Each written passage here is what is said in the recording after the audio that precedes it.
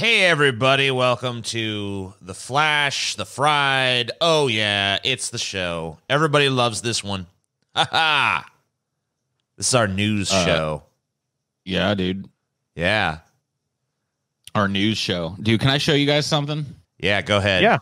Show us. I went on kind of like a Cthulhu tear recently. I needed a new mask.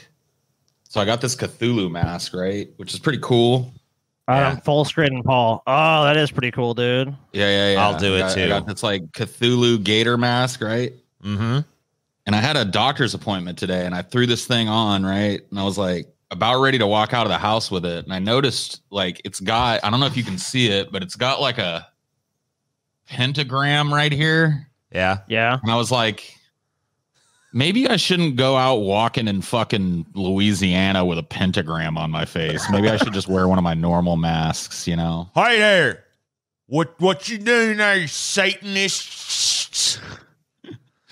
I just didn't want to put myself in the position where Look there, this dang devil worshiper out there.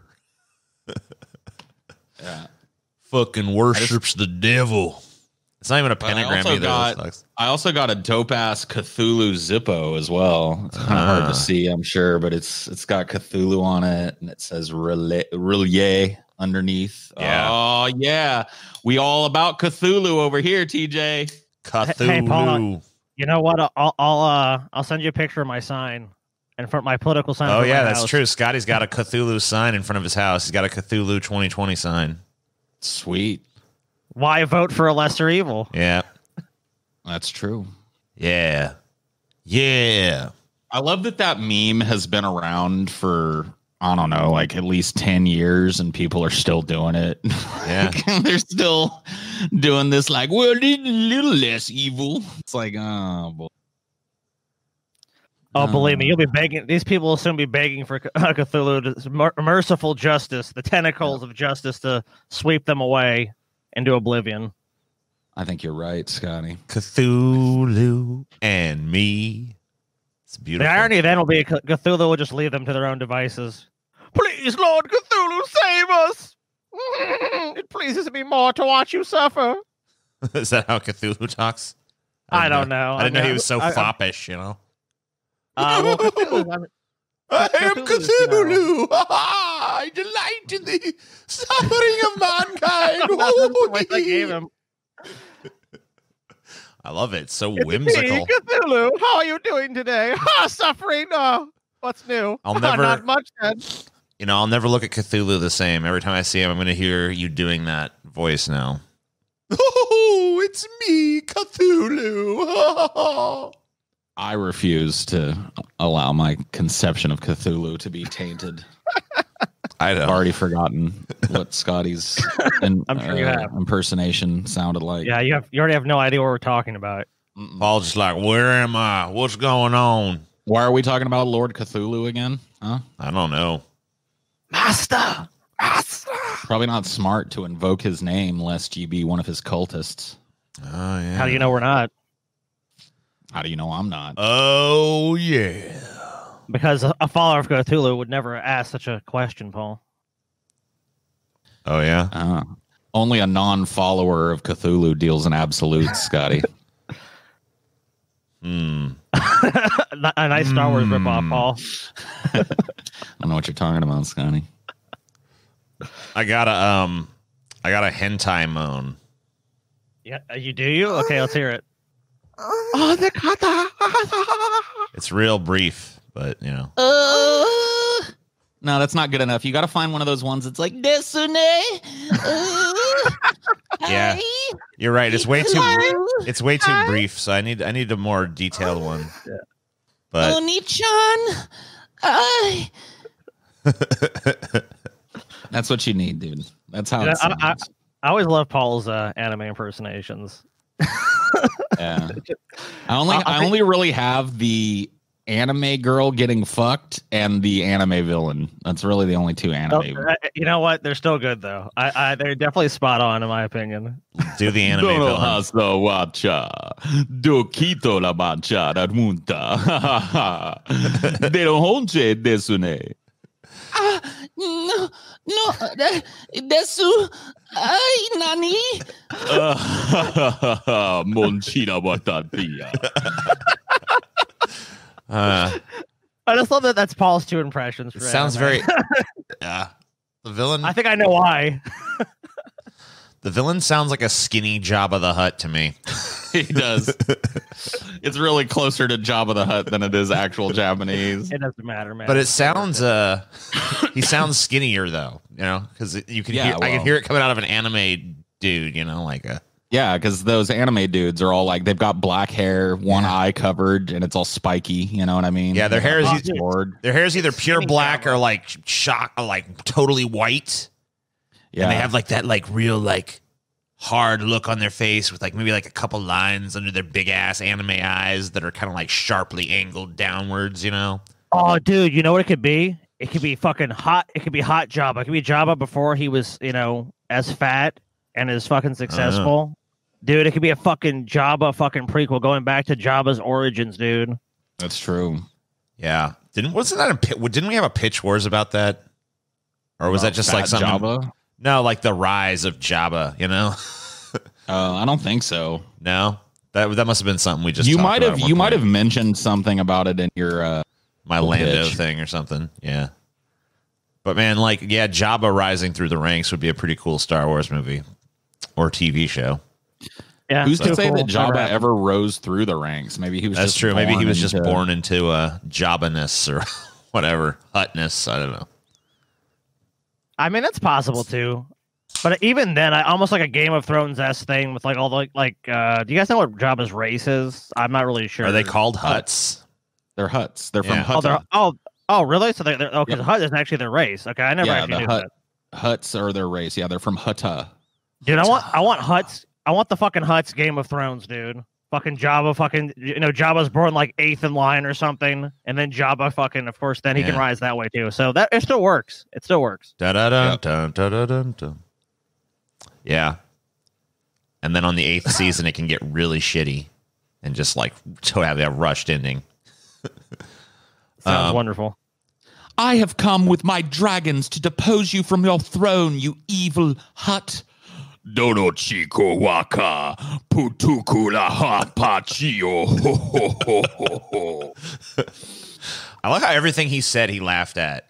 He was like the Pawn. Because he's hilarious. Yeah, he was like the Pawn Stars guy. You ever watch that fucking shit? You know, like I can't. Yeah, Rick Harrison. Yeah. Like he says, he's everything. He's like, well, I'm gonna call a guy because, quite frankly, I don't know anything about these.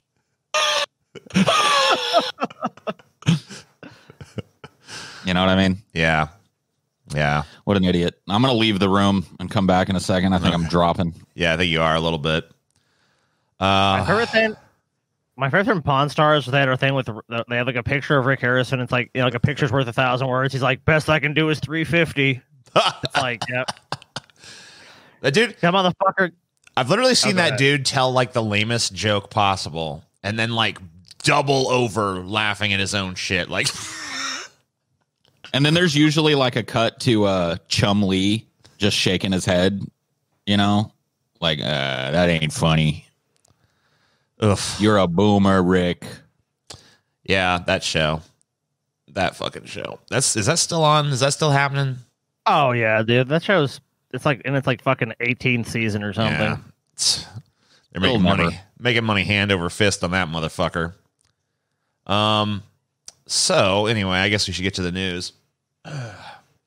So grand jury indicts one officer on criminal charges 6 months after Breonna Taylor fatally shot by police in Kentucky. This story is kind of not really very detailed about it, but the takeaway here, much better on the HuffPost here. No cops charged with murder and killing of Breonna Taylor. One police officer was charged with wanton endangerment. Those charges were tied to shots fired into neighboring apartments, but not Taylor's. So basically, the one charge that was filed is basically worse than if they just let the guy skate. It's like a fuck you. It's like, yeah, we'll put a charge on him, but it's going to be a lesser charge, and it's going to have nothing to do with the apartment that he fired into in which Breonna Taylor was killed. It's just the other 2 bullets that didn't hurt anybody that went into neighboring apartments that he's in trouble for. And the other 2 people that were on the scene that night, totally exonerated. Louisville is going to burn tonight. A grand jury in Louisville, Kentucky, has indicted Detective Brett Hansiken in the case of a shooting death of Breonna Taylor, charging him with 3 counts of first-degree wanton endangerment. No charges were filed against Sergeant Jonathan Mattingly and Officer Miles Cosgrove, the other 2 officers who were at the scene the night Breonna Taylor was fatally shot.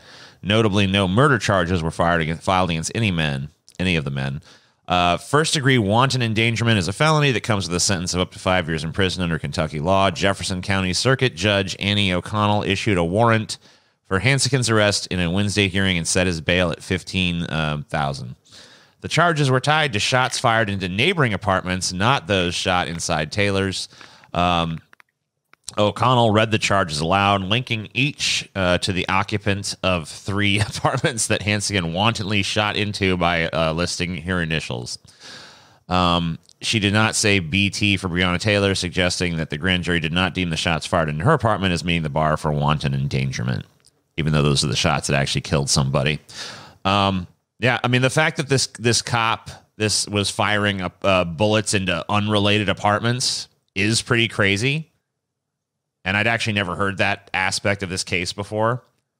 So that is kind of fucking nuts that, that these cops had such blatant disregard for not only the apartment they were firing, in, they meant to be firing in, which they shouldn't have been firing shots in, but also just like total disregard for even neighboring shit. Just like, just fire bullets wantonly all in this fucking apartment complex. Cause like, who gives a shit who fucking dies?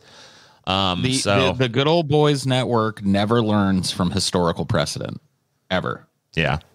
So in 65 and Watts, a cop beat and arrested a man for simply walking down the street in full view of a bunch of people that lived there. And that set off one of the biggest riots in American history. Then in 1992, Rodney King was filmed being beaten savagely by a group of white racist cops. They went before a grand jury just like these cops did and were exonerated. And Los Angeles burned again. And it's like... Well, they went to trial, didn't they? The police officers in that case were charged. They went to trial and were exonerated. Yeah. Well, you said they went to a grand jury. Yeah, that got a little bit past the grand jury stage, but not much because they were exonerated completely in their trial. I mean, I agree with Paul. I mean, like, I don't think this is not a cover up because look, there have been so many details of this case that have been obviously in favor of the police. Number one, the police. This was reported I think, like to the mainstream media, and this became a big deal like months after it happened. The reports about it happening were like, here's the official police report. Most of it was redacted. It was bullshit. Listen to this statement. I mean, hold on. I'm sorry to interrupt you, Scotty, but this is crazy. Go ahead if you have. The facts have been examined, and a grand jury comprised of our peers has made a decision, Cameron said at a press conference following the charging announcement. Justice is not always easy. It does not fit the fold of public opinion. I'll try to play a fart noise. And get out of here, Third Eye Blinds. What are you doing here? Yeah. No, I'm sorry. That's public opinion, dude. Is. Public opinion. That's what this is about. This is about public opinion. So the public you represent does not matter. What they feel does not matter. What occurred that night does not matter. The narrative the police says, and the police have said before the grand jury, is all that mattered. And of course, yes, that's okay. Oh, guys, remember though, there's no body cams, but there's actually physical evidence and photos from the crime scene. But there's no evidence, guys. Sorry. This is a fucking goddamn cover-up. Why'd the city pay this family $12 million and agree to a bunch of policy reforms if this was just no big fucking deal? These cops are fucking walking for fucking murder. There's no other way to look at it. Do you know what really doesn't matter? And why I believe that Louisville, Kentucky will burn tonight? Is what really doesn't matter is the fact that Black people have to make a consideration when they put their head on their pillow in Louisville, Kentucky, that their door may be kicked in by cops and they may be shot, and it may be completely legal for that to happen for absolutely no reason. Yep. So that's what this is about. This is not just about one person. This is about the people that live in this fucking city not having to live in fear of the very public servants their tax dollars support. Yeah. And this grand jury fucking decision has told them that indeed they do. If they are going to be members or citizens of Louisville, Kentucky, indeed they do need to fear for their lives in the sanctity of their own homes every night and every day. Do you think that people placed under that yoke are going to sit around forever? No. If that yoke was around your neck, if you put yourself in those people's shoes, if you're a white person, let's just assume for a second that we live in a black majority country and white people are getting their doors kicked in and shot at. How comfortable would you feel putting head to pillow in Louisville, Kentucky tonight? Not very. I don't think anyone. I don't think. Look, and I'll be honest with you, Paul. I go a step further. I don't think anyone in Louisville or any place in this country should put their head in their pillow easy at night, because the police have been shown time and time again to do this to almost anybody and get away with it. Well, you're right about that. Absolutely, but they just do it. I mean, obviously, they definitely do it more. But you know, yeah. I mean, of course, that they target different. I mean, we covered on our cop show here. I mean, we did a show all about police brutality, and you know, black people are not the exclusive target of police violence, of course, even unjustified shit, but they are disproportionately affected by that issue for sure. Right, they're disproportionately targeted. So like this there's tons of people that say, "Oh, more white people killed by police every year." Yeah, as a percentage of the population. I love that argument. Like that's supposed to be some kind of relief anyway. You know, like oh, okay, you're killing white people too. Yeah. Oh, you're killing every race. Never mind. Then that's a horse of a different color. You know, another issue with this decision too, and we all knew this was going to happen. Is that, of course, another secretive sort of grand jury thing is going to come about. And like when we did the episode of Amy Klobuchar, that's something we looked into. It was like, wait a minute, these grand juries, there's really no accountability. They make these decisions in secret. And then it's like, okay, either the charges are going to happen, they're not going to happen.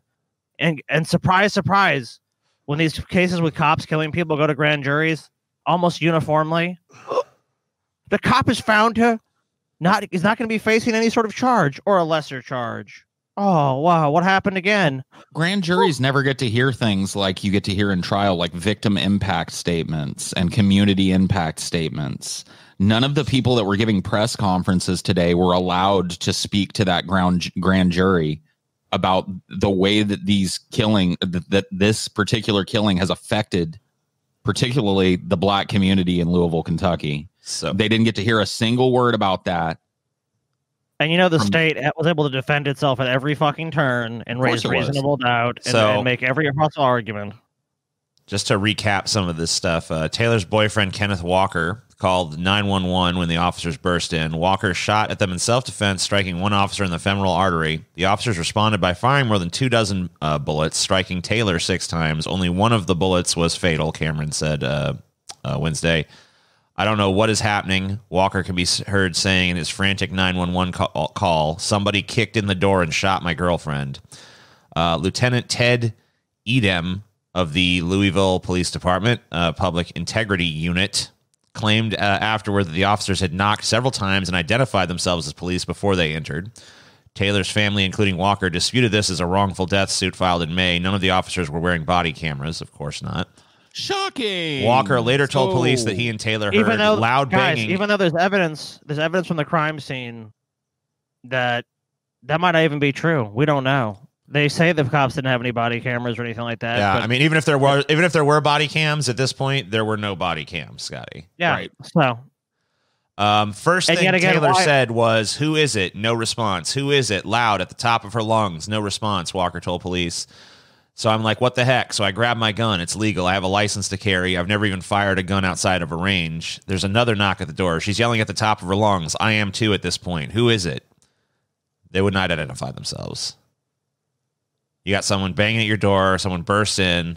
You know what I mean? Like what, 2 a.m. or some shit? Yeah, I mean, like, that's one down. If you have a gun, if you're allowed to have guns in this country for self-defense, then what fucking circumstance are you allowed to use it in if not the circumstance of someone's banging down your door and will not identify themselves? Like, that seems like, to me, like, that's the exact scenario that you have a gun for home defense for. Yep. So now all these gun nuts in the NRA and shit should be fucking interested in this case too, because it's like, you know, if you got a gun for home defense and, you know, like if someone's banging down your fucking door and you want to be able to use that gun to defend your home, you got to fucking be like, okay, 50-50 chance this is a fucking cop with a no-knock warrant, you know? I mean, what I'm about to do might be legal or it might not, depending on who it is. There's one issue in this case that makes me think that the NRA isn't going to show up. And I'm trying to think of, but I'm just saying that even setting their racist bullshit aside, like this does affect that kind of shit. No, of course it does, but it just shows the hypocrisy of the NRA. The NRA doesn't give a fuck about gun rights. They give a fuck about white people being able to hoard guns. That's the central focus of the NRA. I mean, the fact that we haven't heard from them on this case at all kind of just says it all on that. Of course we haven't, because a black person was killed, and when a black person gets shot with a gun, when somebody else in the house is trying to defend themselves from a no-knock warrant and a bunch of people who didn't identify themselves kicking their door in, it doesn't matter because that person was black and shouldn't have had that gun. I mean, just not to mention like the fact that, I mean, you have a no-knock warrant. Look, there's other ways to do these things. Like these basically going into a home is one of the most dangerous things these cops probably do, which is probably why they're like, but I mean, unless it's absolutely necessary, like there's a violent felon with a gun threatening to fucking kill everyone on the block or something, like that needs there are a billion ways cops can go about arresting a suspect in a drug bust or whatever the fuck they're alleging they kicked this door down for, that don't involve showing up at 2 a.m. and kicking their door down and killing the guy's girlfriend. Yeah, this dude leaves his house. Guaranteed this dude leaves his house. When he leaves his house, you arrest him in public. You wait till he comes out the door. You wait till a safe spot, and you run up on him and you get him. I mean, this wasn't even. They weren't even. This wasn't even the place they intended to be. So like, well, it was on from what I understand, it was on a list of places that they had applied to do a no-knock warrant. Well, there was not even any drugs or drug paraphernalia found. There. So why they're on that list, who knows? So, I have a feeling I know why. Oh, you do? Yeah, I've got a feeling. It's right. that same feeling I had earlier. That's why the NRA ain't showing up. Disney remakes aren't good because they don't need to be. Oddities that still manage to churn out money. Blockbuster movies. I got it. Don't get much stranger than the Disney live-action remake, beginning in earnest with 2015's Cinderella, 2014 if you count Maleficent, which I do not. There's been at least one new film every year, culminating in 2019 with a staggering 4 live-action remakes of animated classics. Just about every single one of them is an oddity, massively successful, but never really beloved. Buzzed about more for the litany of ways they disappoint than their box office success. You'd think some of them became billion-dollar films by accident, falling ass backwards into piles of money the vast majority of filmmakers have never dreamed of making. Watching them all, and you can watch just about every one of them now thanks to Disney Plus, feels weird more than anything. If you're someone who grew up with the animated classics they adapt, screening most of these remakes is like watching yourself on camera. You only notice the things that are off or seem wrong, like mistakes. If it does anything right, you can appreciate it, but it's not going to overshadow the discomfort of what feels like dozens of poor choices. At Screen Crush, critic Josh Spiegel writes that they all seem to have the same problem: a robotic devotion to the animated film that came before them. Because of this, they're less like movies and more like concerts, except you're going to an arena to see a cover band, and they're not even that good. I would like to know what drugs that Josh Spiegel takes on a regular basis if he thinks that a robotic devotion to the animated film that came before it, because I've seen parts of like Lion King and I saw Aladdin, and I don't feel like that is at all true. That is not at all accurate. I think the better take would be a complete lack of devotion to the animated classics that they're readapting.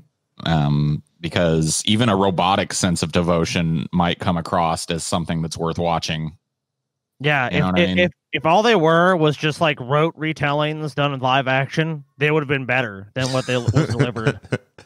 If it literally just been like, we're just gonna put this and make it live action, like line for line, word for word, you know, whatever we can do to make it like as much like the original as possible, that would have been better than what the fuck was put out. So I don't know what this like robotic devotion shit is coming from.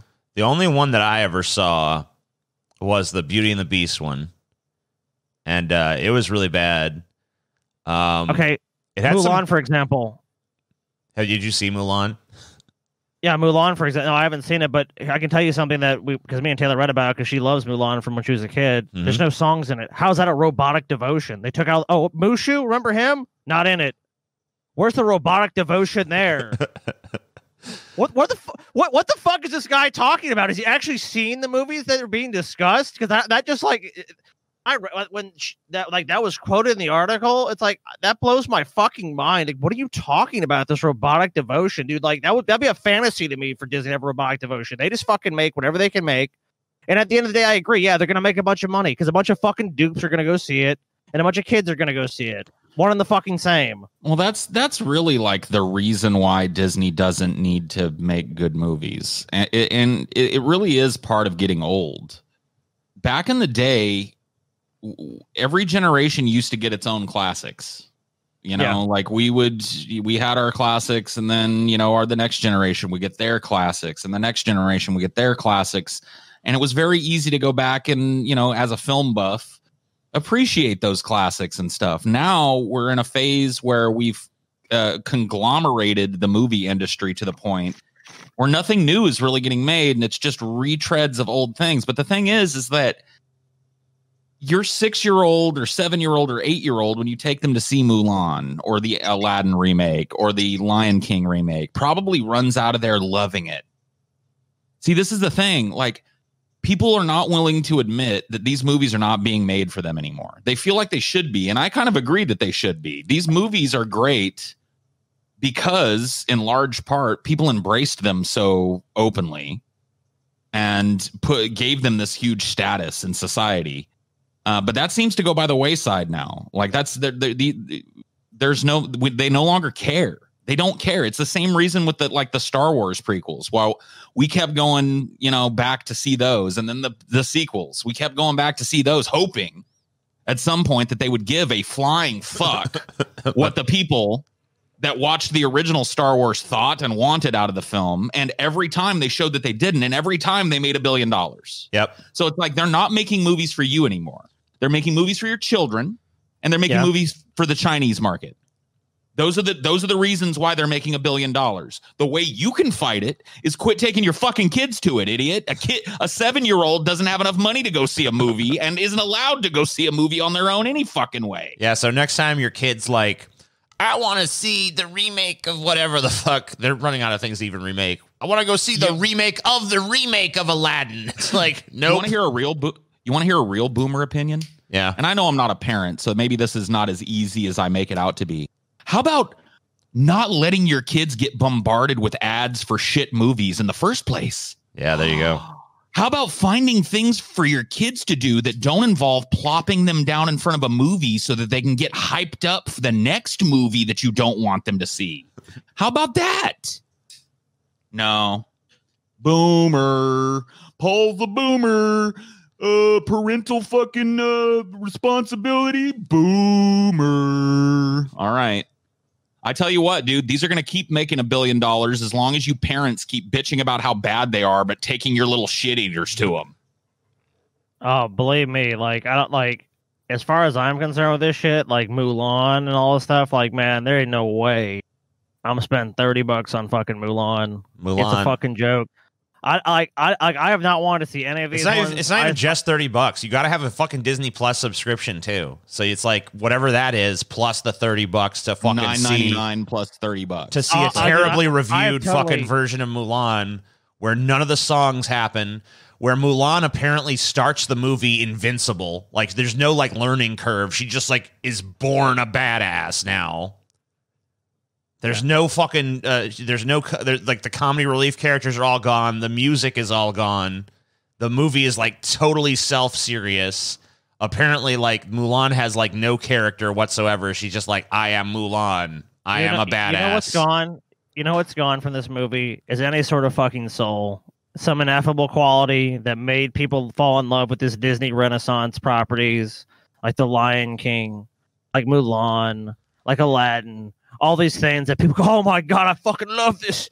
Oh, when I grew up, it was so great and so wonderful. And have drawn fucking, hundreds of millions of people to the fucking theme parks to Florida and to California to see, just have a chance to see this kind of shit. And this generation is just getting this empty, soulless version. And I agree with dude. I felt that way when I saw the Beauty and the Beast one. I was just like, I went and saw it, and I was like, okay, there was some cool production design and shit, but like other than that, it was just horrible.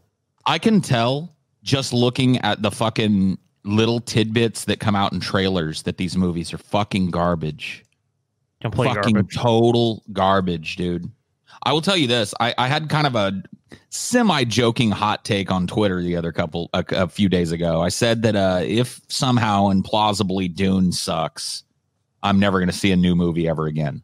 Right. It's old movies or nothing from that point out. Now, I don't know if I'll actually stick to that, but I got to tell you, dude, if it maybe it'll be for the better. That was my follow-up tweet. Maybe Dune sucking will finally get me to unhinge myself and unanchor myself from current filmmaking and just focus my time on appreciating when film was an actual medium where art was made. Yeah. You know what I mean? Stop hyping myself up for these movies. Stop being disappointed about what comes out and what's getting remade. Just say, fuck it. I'm genuinely considering it. Dune, it all hinges on Dune. All roads lead to Dune. Would you stop watching indie shit too? Because I feel like there's some good stuff that comes out of that every now and then, but yeah, indie shit is different. You know what I mean? I'm talking about like main blockbuster, kind of big budget, big push movies where there's a big ad push behind them and a big cultural push behind them and a big meme push behind them. I get swept up in these like other people do. You know what I mean? And if Dune turns out to be just some fucking pale shade of what it should be, I think I'm done. Paul's like, man, no more. They're what? Like, There what? like Probably punishment. fucking like 500,000. They're probably like 500,000 movies I've never seen. Yeah, something like that. Some crazy. Conservatively. Sure, me too. You can't possibly. So there's like, just too many movies for one person to watch, really. Like when we're looking at shit like this that's on the screen here, where basically Hollywood has stopped being creative and has become a factory where it just goes back to the previous generation, takes everything out of it, sucks the soul out of it, and repackages it again. Yeah. Like what's the fucking benefit to me as a movie buff for continuing to be fucking invested in that shit? Here's what I'm curious. There isn't. Here's what I'm curious about. They're fucking totally banking 100% on nostalgia at this point. They're banking on like nostalgia and like, recognizable property, the recognizable property name. Like there's a name to this movie. You already go in seeing like, what Mulan is. This is our new Mulan. Like what happens when they've like gone, like what happens when they just like have gone through this cycle 100 times and it's not 100, but it's just like, are we going to have like nostalgia for the nostalgia for like, is it just going to be like, they're just going to repackage this shit endlessly until people eventually are like, oh, okay, I guess I don't want to watch this anymore. Do you want to hear something that's going to disgust the ever-loving fucking shit out of you? Yeah. In 15 to 20 years, there will be people our age looking back fondly on the Star Wars sequels and that can't wait for the new ones. And guess what those new ones are going to do for the fans of the old Star Wars sequels? Disappoint the ever-loving fuck out of them. Yeah. They're going to be in the same boots that we're in with nostalgia for a property that was trash anyway, but they didn't know any better because they were kids when they fucking saw it. Yeah. I've already seen this cycle happen with the prequels where it's like, this is garbage and it comes out, but now the new generation is like, actually, prequels, fuck, because it's theirs. They just want it. They like it because it's their generation's shit. Like, oh, that was when I was a kid. It's like, yeah, but it sucks. Mid-millennials all fucking revere not all, but a lot of them revere the fucking prequels. Zoomers are all going to revere the fucking sequels, and they're going to eventually be our age getting disappointed by Disney by watching something that they thought was good get turned into something they don't think is good. Yeah. And that's how Disney is going to keep doing this, TJ. They're going to rehash their shit every generation, disappoint the old fans because piss on them. We've already got their money. We want that new money. We want their kids' money now. That's where the dollar is. That $18 to $25 That's the big money dollar because it's coming from mom and dad in a lot of places. Dude, you gotta fucking love it, dude. The only thing that we all agree on, I'm not talking about just us, but every generation, is how these giant companies have fucking sucked the life out of these properties and fucked us. Because you're exactly right, Paul. I'm just waiting for that day. When I hear, like, 10 years from now, when I'm an old man land, hearing these people, you know what? They're ruining Star Wars with these other sequels that suck. Oh, man, I just can't wait, dude. I'm we warned you, motherfuckers. We warned you, bitches. We told you. Didn't listen to us. You made fun of us. You called us boomers. Now you're the fucking boomer, bitch. None of the delightful side characters like Poe are represented in this new Star Wars trilogy. It's almost like they've forgotten what we loved about the original fucking movies. Oh. I can't wait for old man Poe. So all these actors are going to be over the hill then. Oh, yeah, look at him. Oh, they did Poe wrong. Oh, they did Finn wrong. Oh, no, you've ruined it. This new villain doesn't have half the gravitas that Snoke did. You guys miss me yet? You guys ready for the miss me yet Snoke memes? Because they're coming. Yeah. That's why I'm smoking, by the way. I don't want to be around for when that happens. But you go ahead and lose weight and quit smoking, TJ. I'd rather not see it. I'm gonna make those memes. Fucking yeah, Snoke. Remember when Snoke was good? Just embrace the cringe, dude. It's old Snoke. He had his moments, guys. Tom Cruise is officially going to space for his next movie. Sick. It's out of this world. Plans for Tom Cruise's outer space film with Elon Musk have been finalized, with the trip now scheduled for 2021. The pioneering movie was announced earlier this year, confirming that Cruise had teamed up with Musk and NASA to film a new movie in outer space, set to be directed by Edge of Tomorrow's Doug Liman. The project is now firmly on its way, as Space Shuttle Almanac confirmed on Twitter that Axiom Space Station, piloted by Commander Michael Lopez Alegria, will set off on a tourist mission in October 2021 with Cruise and Lyman on board. So just confirm that Commander MLA is flying the Axiom. Yeah, blah, blah, blah. So basically what we just talked about. NASA confirmed their involvement in the project earlier this year via Twitter, where NASA Administrator Jim Bridenstine tweeted, NASA is excited to work with Tom Cruise on a film aboard the space station. We need popular media to inspire a new generation of engineers and scientists to make NASA's ambitious plans a reality.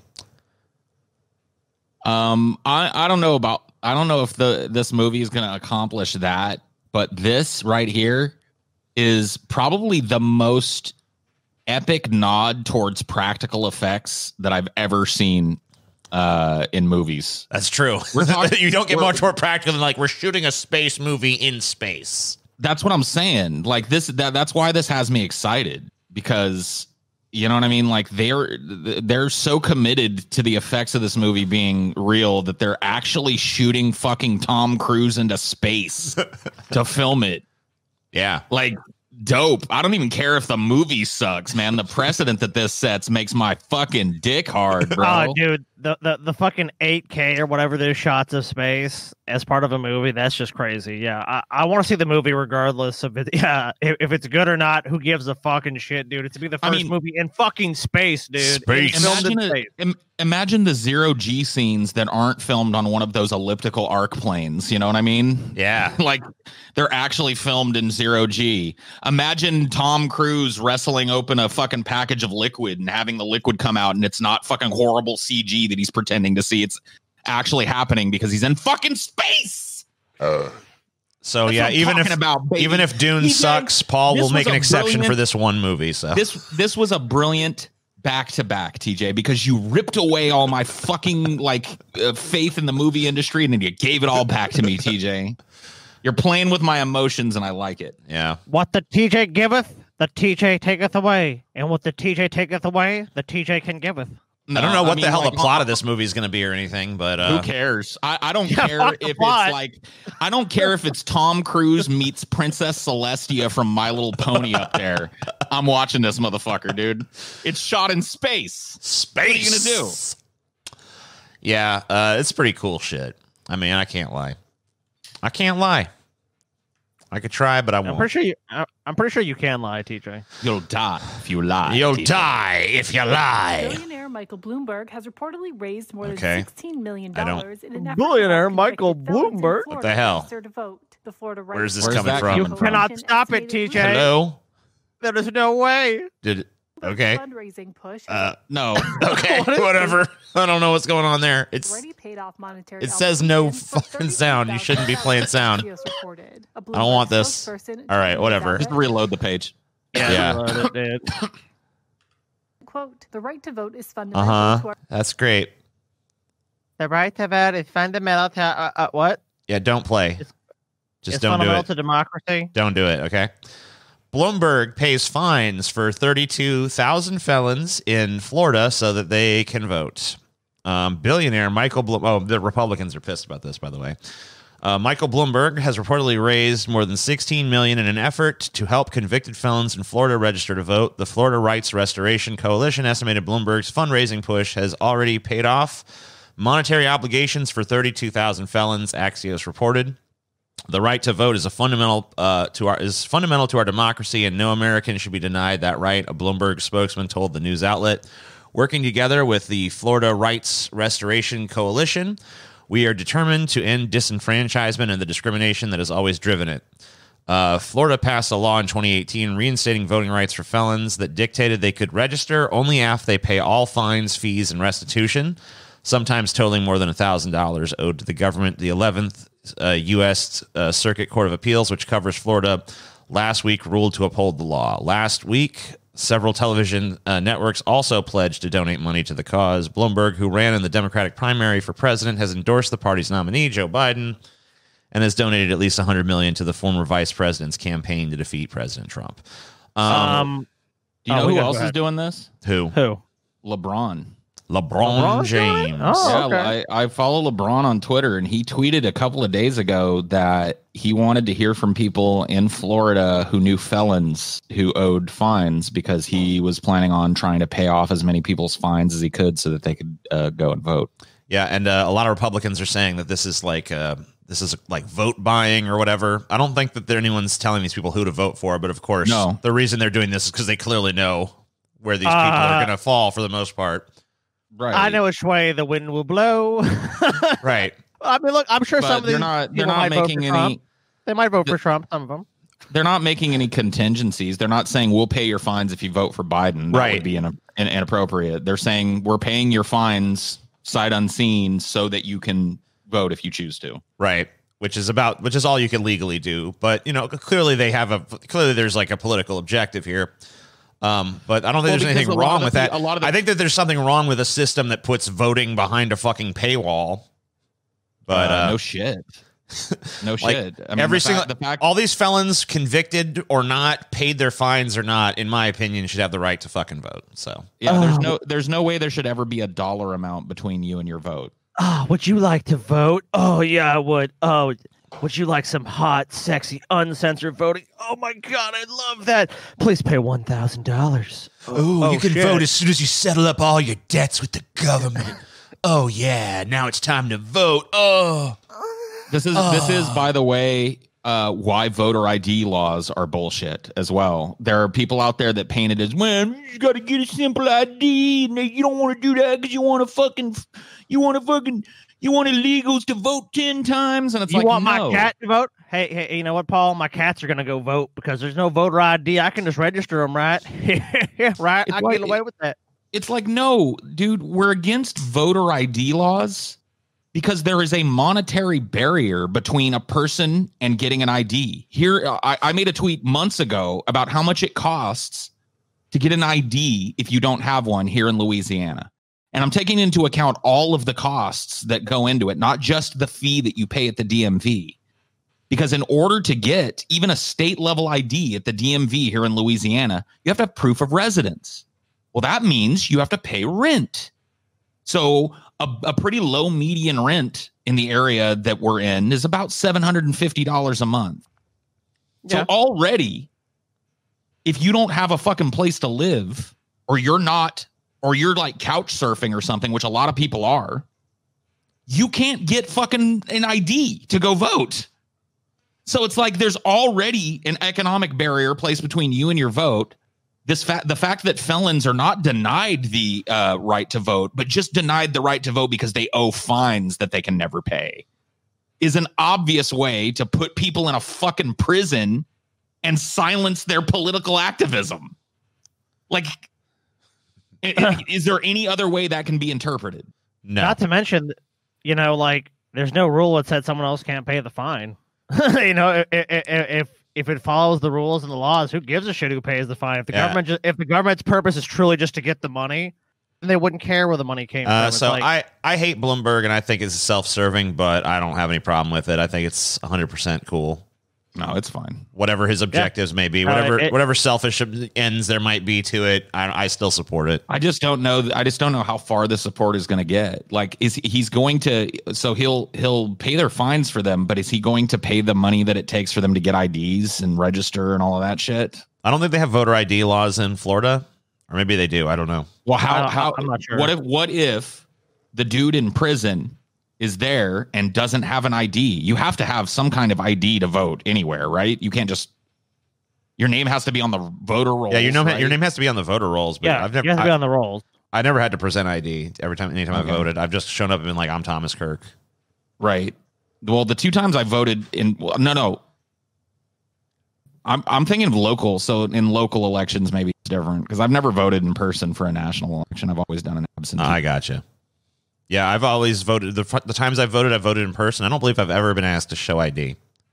Yeah, I don't know. It was many, many years ago. So I voted in California. Sure. They didn't ask me to see an ID, and I voted in where was it? Ohio for legalizing weed, and they didn't ask me for an ID. Yep, I just showed up and like, hey, I'm Thomas Kirk. Give me my fucking ballot. I mean, at the very least, then this money will ensure that these people can vote if they choose to, which I don't got a problem with. But I'm not sure what Florida's laws are. They might have ID laws, but even still, this is obviously an attempt to get. I mean, Florida. Every fucking election is right there on that razor's edge. It seems, and this one's no different. Instead of bitching about it, why don't the Republicans push their stupid dementia-addled orange to fucking commute the sentences of nonviolent felons all over the fucking country? Well, before the BLM protests and stuff, Trump kind of was leaning a little bit on like a prison reform issue, but now that stuff's happened, he's totally abandoned that for this more like law and order rhetoric that he's doing now. Now he's law and order. Yeah, law and order. It's like, all right, good for you, bud. Seattle City Council votes to override mayor's veto of cuts to police budget. Good. So the city council voted to override Seattle Mayor Jenny Durkin's recent veto of cuts to the police department's remaining 2020 budget by a 7-2 vote, with the mayor issuing a statement after the fact indicating she might not adhere to all the provisos laid out in the city council's proposal. We cannot look away from this, and we can no longer accept the status quo if we truly believe that Black Lives Matter, said Council President Lorena Gonzalez after expressing that she would be voting to override the mayor's veto. Council members Alex Peterson and Deborah Juarez were the two dissenting votes in the special session and key vote Tuesday. City Council originally approved the cuts in a 7-1 vote in early August. Mayor Durkin vetoed the legislation shortly thereafter. The council's now finalized cuts include eliminating up to 100 sworn officer positions across various teams via layoffs and attrition, including 32 patrol officers beginning in November 2020, capping command staff pay at $150,000, not including the chief's salary, which was reduced to $275,000, and ending the navigation team. Although the council's budget is now officially passed, it may need to make modifications in the days ahead. The proposal necessitated serving layoff notices to affected SPD staff 3 months ahead of the effective date in November. Because we are now mid-September, that effectively doesn't leave enough time to recoup the salary savings that would have flown from these layoffs in 2020, Central staff told the council on Monday. We are not going to be able to effectuate the intent of these provisos because it is the middle of September. We need at least 3 months to get an understanding, blah, blah, blah, blah, blah, blah, blah, blah, blah. So these are pretty mild cuts, in my opinion. And it's like crazy to me that this was even like a battle from the mayor. Because this is just like... I mean, these are mild. Firing 100 cuts. cops, lowering a few salaries, ending some kind of navigation team, which I don't even know what that is, but maybe that's a bigger deal than I know. It's a step in the right direction. I know nothing about the navigation team, but if they can take that money and put it into other community resources, I think that's going to be better spent than having more cops. Oh, absolutely, no doubt. But these seem like very mild cuts to the police budget, so it's kind of crazy to me that this was even a battle. Well, really, from the mayor's perspective, you know. We're in uncharted territories, and cities and states are going to be the first place to start experimenting with this kind of sort of. I wouldn't say just people say defund the police, but I'd say reforming the idea of the police. What was it that Trump called Seattle, like an anarchist zone or some shit? Anarchy zone, anarchy territory, or whatever the fuck. Portland. Obviously, he's got a thing against Bezos. You know, he has a hard on, of course, but that's all based in Seattle. So it's like it's on the other end of the country. He's like, I don't like that part of the country. It's strange and weird. You know, it's like I don't know. Anarchist is the new pejorative. Yeah, I know. Anybody that's hit the streets in a protest, whether they were a grandma holding a sign or somebody in a black bloc uniform throwing a brick through a window, is an anarchist. They're all anarchists now. You know, which you think conservatives would like anarchists because, you know, they love the small government, right? I mean, does government get any smaller than no government? I don't know. That's what I was saying. You know, they should be like, anarchy. But no, so you guys want to hear the mayor's response about why she... Yeah, go ahead and read us the mayor's response if you want, Scotty. Mayor Jenny Durkin issued a statement shortly after the council voted to override her veto, stating that part of her, quote, overwhelming concern about the council's budget was, quote, a lack of a plan, and insinuating that her office has no plans to eliminate the navigation team as laid out in legislation. Really? That's kind of insane. So she's been vetoed, but she's like, I'm not going to do it. Nope. Yeah. Then this mayor should be recalled or fired or whatever needs to be done. She's not going to respect the will of the city council. I hope. You know what I hope? I hope another bunch of stinky, smelly patchouli hippies take over another chunk of the city and call it something for a while until she leaves. You know, like I loved that Chaz shit. I know some stupid fucking shit went on, and I knew it was like there was a lot of silliness. But you know what, dude, I'm hoping that this leads to another Chaz, dude. Yeah, I want a new area this time and take that shit over with a bunch of bio-reeking fucking hippies sitting around with a dirt garden that wouldn't feed one person, let alone 100. You know, they should call that was awesome. It's like, I know the next one is Bowls, dude. Body odor liberation zone. Do it, dude. Man, we're fucking be there. No, you don't have to take. Society says you got to take a shower, man, but not in the body odor liberation zone. You don't. I'll be there in spirit, dude. I'll be there in spirit. I mean, people fucking making giant fucking pots of like beans and shit so people can just fart constantly. Like, eat your diet of broccoli and beans. I want to know what the fuck. Scotty, can you look up what the fuck this navigation team is? So there's a lack of plan on addressing the encampments across the city. If we eliminate the navigation team, a lack of planning regarding the specific source to repay a loan, and a lack of a plan to legally reduce our force while not jeopardizing a 911 response.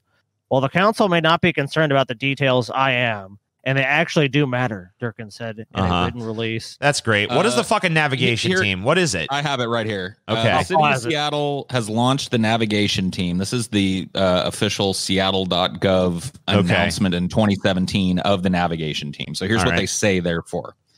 They launched the navigation team, a specially trained team comprised of outreach workers paired with Seattle Police Department personnel to connect unsheltered people to housing and critical resources, while helping address pervasive challenges around the issue of homelessness in Seattle. So I'm assuming that sounds good. What's wrong with the navigation team? What if obviously there must be something that they've done that's not in that mission statement. My presumption is this. My presumption is the navigation team didn't do any of this and is just a drain on resources that didn't actually help homeless people. Because that's the party line. That's what Seattle, the government of Seattle was saying about the navigation team. Yeah. The navigation stash is staffed by both outreach professionals from REACH and specially trained Seattle police officers selected specifically for this unique role. The team has advanced certification in crisis intervention and de-escalation techniques that lend themselves to the daunting task. So I'm assuming that while they were supposed to de-escalate and help people who were living on the streets, I'm assuming that they did none of it. Well, here's a headline. Here's a headline from the Seattle Times from August 6, 2020. It says, "Will defunding the Seattle's navigation team stop the removal of homeless camps?" Okay, so basically, this thing that was intended to help homeless people is basically just cracking down on homelessness. Well, and let me read this to you. Busting their camps up and shit. Well, let's give you some back details on it. Some Seattle city council members who voted to defund the navigation team Wednesday praised the effort as a culmination of a years-long activism seeking to stop the removal of unauthorized homeless encampments. And this is a quote from them: "We want to eliminate the sweeping of homeless people and do actually outreach. That's why we're talking about disbanding the navigation team." So I guess a lot of people feel like this. Okay, here's another quote. "Remember, only a portion of encampment removals are actually being done by the navigation team." This is the defense of it. "There's a whole other subset that are done by police officers. And I think as long as the executive continues to see this as a policing issue, we can expect, whether there's a navigation team or not, for police officers to continue to do what they're doing." So basically, there's kind of a fight. It seems to be going on about homelessness in the city. Like I've found another kind of opinion source that counters that narrative about the navigation team not really being responsible. That's saying that the navigation team basically functions as the intelligence arm of the police office when it comes to deciding which homeless camps are torn down.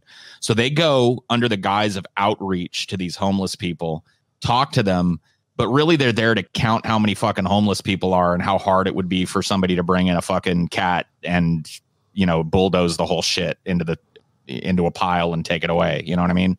That's like the allegation made by this opinion piece that I found. Understood. Okay. So basically like the scene in They Live where they show up and bust the camp. Ultimately. Yeah. But one way or the other, like if this navigation team was doing its job and actually helping homeless people, it wouldn't be on the fucking chopping block with the community. Trump aides reportedly didn't tell him about RBG's death during rally because they feared crowd would cheer, which they would have for sure. They would have fucking cheered. They're cheering now. The minute after that happened, I'm like, oh wow, like I want to look up some different opinions, and yeah, a lot of people are definitely cheering. Moments after President Donald Trump began speaking at a rally in Bemidji, Minnesota on Friday, the news of Justice Ruth Bader Ginsburg's passing became public, yet for the duration of his speech, the president was not informed. Now a new report explains why Trump was kept in the dark. According to the New York Times, the decision not to tell Trump about the justice's passing was a conscious one made by aides who were afraid of how the crowd would react to the news. When news broke on Friday that Justice Ruth Bader Ginsburg had died, President Trump was just 5 minutes into a campaign rally in Minnesota, and aides opted not to pass the word to him on stage. If he announced the death of the liberal justice from the lectern, they feared the crowd would cheer. Of course they would. They would have. Of course that crowd would cheer. So do you know when the Republicans learned that courting the kooky, racist right wing was a bad thing? Do you remember during McCain's campaign, how hard he struggled against these fucking Tea Party idiots? Yeah. Oh, in these town halls. He was scared shitless to do these town halls and pass the mic around because people would say racist, stupid fucking shit or shit that was just demonstrably false. And he would have to correct his own supporters. So they've just stopped doing it. Like they of course they would have cheered. Not only would they have cheered, and here's the real worry. Not only would they have cheered, but Trump wouldn't have stopped them. Right. He wouldn't have said, no. That's not appropriate. We don't cheer for the deaths of people, even if she was aligned against our fucking interests. She was a human being and she served faithfully for 30 years in or however many years she did in the Supreme Court. You know what I mean? Blah, blah, blah.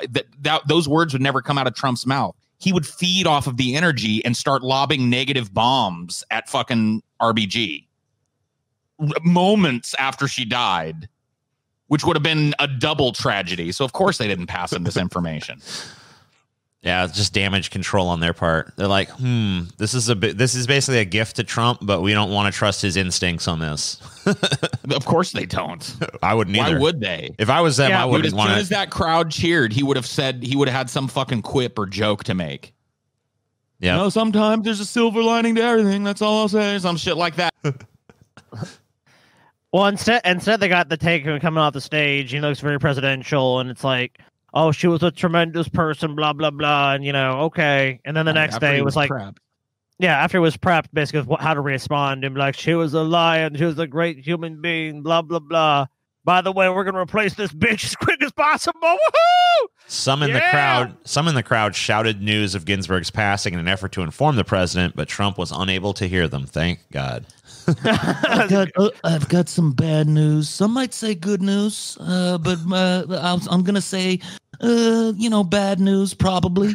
Ruth Badger Ginsburg, judge, died of cancer. I'm being told cancer, very terrible, very horrible disease. But some people deserve it. Some people deserve it. I'm not saying she did. Some people would say she did. I wouldn't say that. That would have been the take. Yeah. That's so right. That's so correct.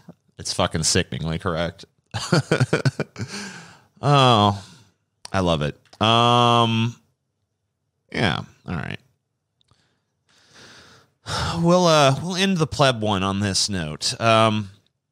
5 of the 6 largest California wildfires in history started in the past 6 weeks. This is especially funny to me. Take me down to the Paradise Center where the air quality is oh so shitty. Where the grass is black and the air is shitty. Yeah.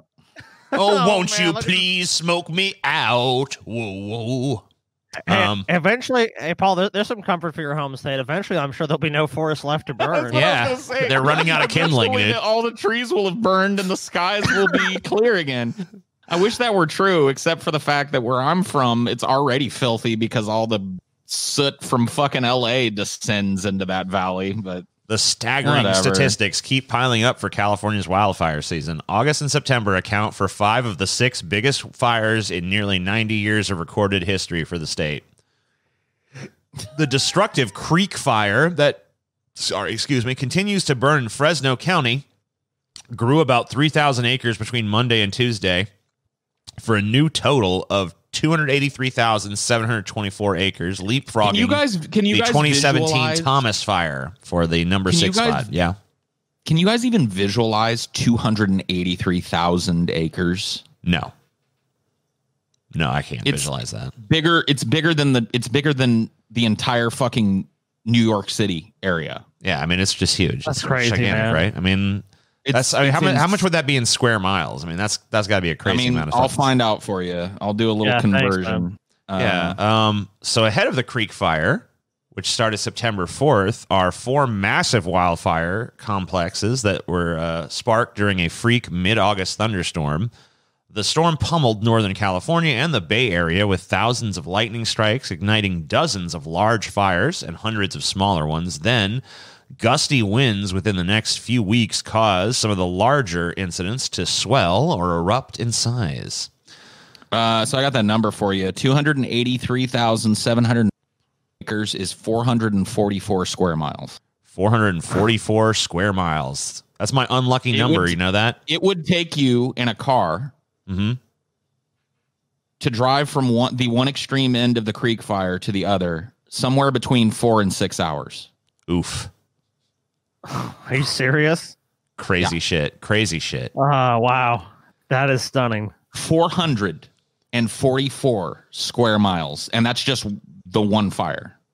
Yeah, that's crazy. So here is the 25 largest wildfires in California history. And here's the red ones are the ones from this year. So the August Complex Fire, which is by far the biggest fire in California history. By far. Yeah, it just almost dwarfs it almost doubles the runner up. How many acres? I still got it up. 846,732 acres. That's that is 1,323 square miles. Right. So we're talking about 1,000 square miles of fire. I mean, obviously, it's not like the whole thing is just completely on fire but the it has- entire I time. I mean, this but, is a stunning. but that's how much has burned. Consumed 1,323 square miles of wooded area. Crazy. So then the Mendocino Complex fire was from 2018. That was 459 acres. Yep. SCU Complex fire from this year is probably still going on. About 400,000. LNU Complex, another 400,000. North Complex, about 300,000. Creek Fire, about 300,000. If you add these up, dude, it's like it's burned almost like 2.1 million acres. Yeah. It's Yeah. crazy. It's fucking insane, dude. Just the That's fucking crazy. And I mean, this is just California. I mean, we got to remember there's fires going on in Oregon, Washington. and Washington as well. I think some other states too, but I mean not as bad. But that's where the Now Washington not as bad bad as bad in Washington, but they're still getting hit with the air quality dip. Like we got some of the worst air quality. 2,100,000 acres is 3,281 square miles of forest burned. Yeah.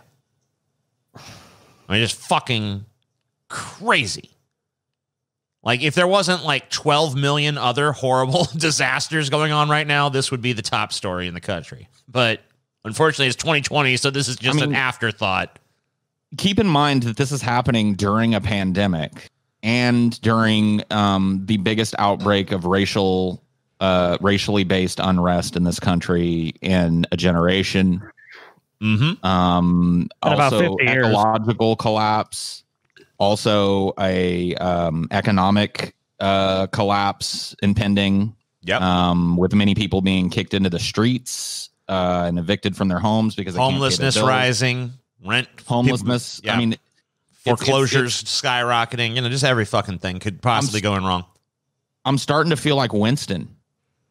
The dead rising from their graves, the seas boil, the skies turn to fire. The end of everything, man. Armageddon. So maybe I keep trying to figure out what the season finale of 2020 is going to be. Maybe it's going to be Gozer. Gozer, the Gozerian, shows up. I honestly Choose think the form of the destructor. We already did. Donald Trump. He's already here. I think that 2020 is going to leave us with a teaser. I don't think that they're going to give us like a big season finale. I think they're going to tease 2021 by having Trump win the presidency. So it's like 4 years of this got you this. Wait till you see the beginning of the next 4-year season. 2021 starts soon. Oh, yeah. They definitely got to end on a cliffhanger. Yeah, what you look forward on season 2021. More wildfires, more evictions, more suffering, more death, more destruction. I wanted all to coming to you. It's got to end in with something 2021. unprecedented. They got to end on a fucking bang. It's like the Atlantic Ocean is now on fire. You know, like some crazy shit. It's got to be fucking nuts. How about this? How about the season ends with Trump being dead asleep at like 11 in the morning? And somebody wakes him up and shakes him awake. And he's like, "What are you doing? I've told you never to wake me when I'm sleeping." They say, "Sir, there have been reports of several hundred ICBMs in the air flying from both China and Russia towards the mainland. What do you want to do, sir?" "Oh, my God." You know what I mean? And then it Dun, just dun, cuts to black. dun. 2021. I like Tune that in too. next season if you're still alive. But I kind of favor this. Trump is lying in his bed, and like there's like a monologue over like all the bad shit that's happened, and then it just pans out, and you see space, and then you see like several like maybe like 700,000 miles away, and you see a giant asteroid just slowly spinning through space. Then you cut back to Trump, and you just cut back to the Earth. I like the You see the asteroid wildfires, you thing. see everything. I like the asteroid thing, but it's too merciful for us. You know what I mean? What about this then? What about Trump is laying in bed, right? And all of a sudden a bright light comes through his bedroom window and he just kind of sloppily gets out of bed and closes it. And we pan like up and away from the White House and see that light is coming from an immense alien spaceship that's casting a beam of light right at the White House. And then we cut to black. Yeah, that's a good one. I like the alien angle. Dude, I think we're at the point You where like always I do, almost wish though. aliens. Yeah, I would do. show I'm up and just I'm enslave us. always down for the alien shit. TJ Nah, is dude, a look. sucker for the alien angle. I really am. I believe me, I know that fucking we were talking about making that fucking Brett Keane movie or whatever that fucking was. Like she just like then randomly in the middle there'll be an Fucking abduction scene. There was at one point where TJ, there was when still DP was still, Yeah, this was years and years popping. ago. Yeah. And TJ and I were all fucking fired up to make this Isaac Plumbo movie, right? We were going to make this movie that was just, it was obviously based on Brett Keane. Yeah. And we had these great, like, stoned, brainstorming sessions. And then all of a sudden one night, I'm sitting in TJ's fucking living room in Ohio, and we're smoked to the fucking bone. We're just sitting there like, oh my God, talking about Isaac Plumbo, right? And I'm throwing out ideas. TJ's laughing his ass off, and then he goes, oh, I got it, dude. I got it. Isaac Plumbo, right? He's sitting at his computer one night. He's fighting with the atheists or whatever. He's typing out a meme comment, and all of a sudden, a bright light comes through his window, and he goes outside. And like, it's an alien ship, and they take him up into the fucking ship, and they do all kinds of experiments on him. And then they just like leave him outside his house. And I'm like, what? I know, dude. I don't think I was there when the original telling happened. But I remember he came and told me this. Like, it was like the next day or something. He's like, yeah, there's gonna be a fucking alien abduction. It's gonna be great. I'm like, what the? Are you out of your fucking mind, dude? I'm telling you, dude. Talks about that Isaac Plumbo film basically died because of this. Because that night I was like, that's a dumb idea. That's stupid. Why would you drop an alien thing? And you were like, because it'll make people go like, what the fuck was that? And I was like, you don't want people to say what the fuck was that in a bad way when they're watching your movie. Yeah, you do. And then you doubled down. You were like, I'm not even interested in doing a movie if there's no alien. And I was like, well, all right then. I guess Isaac Plumbo's never getting made then. Yeah, if that movie ever happens, there's gotta be that alien scene though. He's got to get abducted. TJ. God damn it, alien scene bullshit. Dude, the alien scene's got to happen. It's part of the fucking. It's the linchpin that holds the film together. Now, I would like it if there was a joke at the end of it. If like he gets shot out of the ship, right, and he's all covered in slime and like all the little decisions they made, and he like stumbles back into his house and sits down at his computer and immediately starts making an anti-Amazing Atheist video. He doesn't even like, he's so stupid he doesn't know he's sitting on a gold mine, and he just goes like, attack my family. Like, he doesn't even realize, you know what I mean, that he's been given a fucking pot of gold. And just starts making some dumb drama video about G-Man or something, you know what I mean? Oh, God. G-Man has lied to me again in situation, and looks like our friendship is over. He's still covered in all the jelly and incisions. See, it could be worked in. Okay, maybe it could work. Okay, let's reopen negotiations on Isaac Plumbo. Isaac Plumbo coming in 2022. It was stymied by script disagreements for a number of years, but it now seems that we've come to an accord. Yeah. Hey, plebs, get out. Yeah, get the fuck out. Get out, plebs. It's time to Very go. respectful to plebs. Plebs, kindly vacate the premises. The show goes on, but you got to go. The rest of it is for patrons. Clear the air, gentlemen. It's time to clear the air. It's starting to reek of Gorilla BO in here. Get out, stinky bourgeois. Get out. Get out. Oh, wait. No. The bourgeois are not stinky. Proletariat. Get out of here, proletariat. You fucking prole pieces of shit. Get out.